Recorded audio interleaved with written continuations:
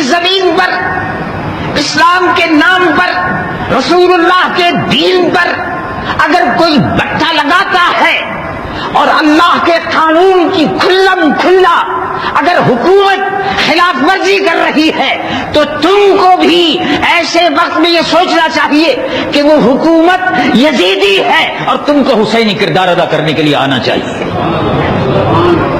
یہ تو ثابت ہے کتاب و سنت سے. اب جو لوگ جان چرانے کے لیے اور اپنے حلوے کے کھانے کے لیے اور مست بیٹھے ہوئے ہوں اور یہ سوچتے ہوں سیاسی بات ہے، حکومت ناچ گانے پھیلا رہی ہو، ٹیلی ویژن سے قوم کے لیے اخلاق کو بگاڑا جا رہا، حکومت قوم کی بہو بیٹیوں کو آبرو باختہ کر رہی ہو، ایسے وقت میں ایک عالم دین سے تم یہ کہو کہ خاموش بیٹھے رہو، سیاست میں مت بولو، یہ سیاست ہے. اچھا تو قرآن شریف میں تو فرمایا ہے، قرآن شریف میں تو فرمایا ہے اور رسول اللہ نے حدیث میں فرمایا ہے. آقا دو جہاں صلی اللہ علیہ وسلم نے ارشاد فرمایا ہے من رأى منکم منکرا، حدیث سن لو. اب لوگ باغوں کو وہ حدیث یاد رہتی ہے جس میں حلوہ کھانے کا ذکر ہے، لوگوں کو وہ حدیث یاد رہتی ہے جس میں قیلولہ کرنا سنت ہے، لوگوں کو وہ یہ حدیث یاد رہتی ہے کہ جس میں رسول اللہ حضور پرنور صلی اللہ علیہ وسلم صحابہ کرام کے آرام کا وقت ہے، وہ حدیث یاد رہتی ہے. لیکن وہ حدیثیں یاد نہیں رہتی کہ جس میں رسول اللہ کے صحابہ رات کو نمازی تھے اور دن کے غازی تھے، وہ حدیث یاد نہیں رہتی.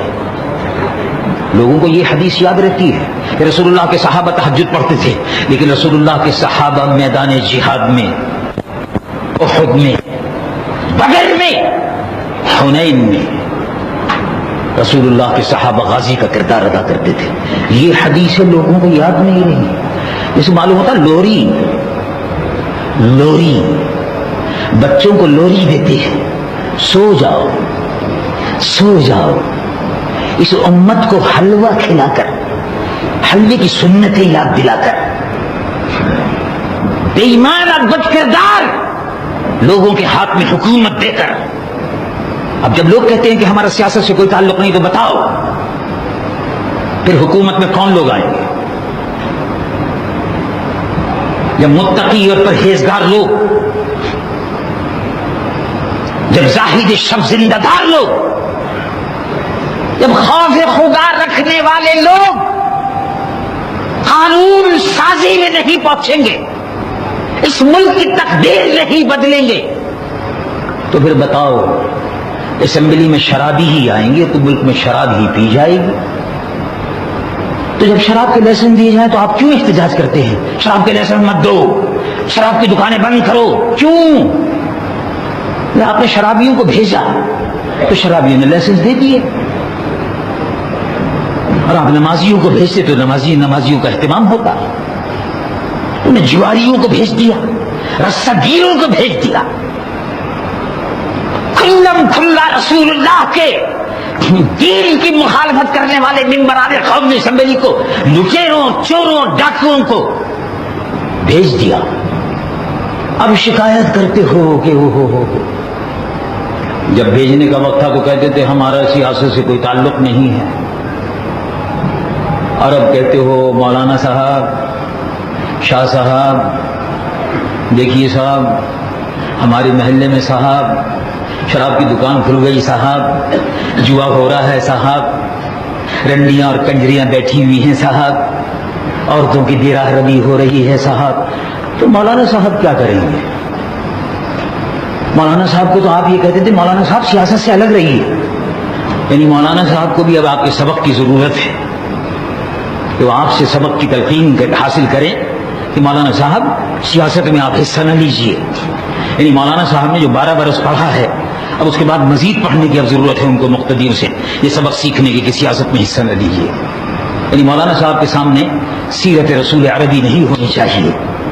بتاؤ بھائی رسول اللہ صلی اللہ علیہ وسلم صرف نماز پڑھانے کے لیے تشریف لائے تھے، روزہ رکھنے اور حج کرنے اور زکات دینے کے لیے اگر تشریف لائے تھے تو تم سچے دل سے ایمانداری سے سوچو کہ اگر یہی کام رسول اللہ کو کرنا تھا تو بدر کے میدان میں جنگ کیوں ہوئی تھی؟ ٹھنڈے دل سے سوچو. اور جو جاہل یہ کہتا ہے دین سے بے خبر، رسول اللہ کے دین سے بے خبر، رسول اللہ کی سنتوں سے بے خبر، اس سے پوچھو کہ رسول اللہ صلی اللہ علیہ وسلم میدان جنگ میں، بدر کے میدان میں عریش مبارک پر ساری رات جاگتے رہے یا نہیں تھے؟ عریش مبارک 17 رمضان المبارک، عریش مبارک، حدیث بخاری شریف میں آتا ہے عریش، ایک جھونپڑی، بانس جھونپڑی رسول اللہ کے لیے تیار کر دی گئی تھی بدر کے میدان میں. عریش. ابو بکر صدیق دروازے پر پہرہ دے رہے تھے اور ابو بکر صدیق فرماتے ہیں کہ میں نے دیکھا ساری رات رسول اللہ صلی اللہ علیہ وسلم بچوں کی طرح سے بلک بلک کر رو رہے تھے اور دعا مانگ رہے تھے اور فرما رہے تھے اللہم ھذہ عصابہ. بخاری شریف کے الفاظ ہیں، کلمات ہیں، اللہم ھذہ عصابہ، اے اللہ یہ مختصر سا گروہ ہے 313 مجاہدین کا، اور اگر یہ گروہ ختم ہو گیا تو پھر قیامت تک روئے زمین پر لا الہ الا اللہ محمد رسول اللہ کہنے والا کوئی نہیں ہوگا. اے اللہ فتح و نصرت عطا فرما. اور صبح کا وقت ہوا. ابو بکر صدیق فرماتے ہیں میں رسول اللہ کو روتا ہوا دیکھ کر خود بھی رو رہا تھا، بچوں کی طرح سے حضور بلک کر رو رہے تھے، مجھ سے برداشت نہیں ہو سکا. اور صبح کا وقت جب ہوا تو میرے آقا تلوار لگائے ہوئے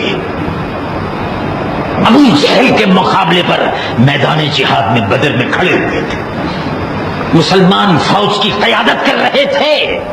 جو یہ کہتے ہیں کہ سیاست سنت نہیں ہے، ان جاہلوں سے پوچھو کہ رسول اللہ میدان جہاد میں تلوار لے کر کیوں آئے تھے؟ بدر کے میدان میں صحابہ کی قیادت کیوں کر رہے تھے؟ کفر کا تختہ لوٹنے کے لیے، منافقین کا تختہ لوٹنے کے لیے رسول اللہ کس لیے میدان جنگ میں آئے تھے؟ یہ بھی سنت ہے یہ نہیں ہے، لیکن بہت بھاری سنت ہے، یہ بہت بھاری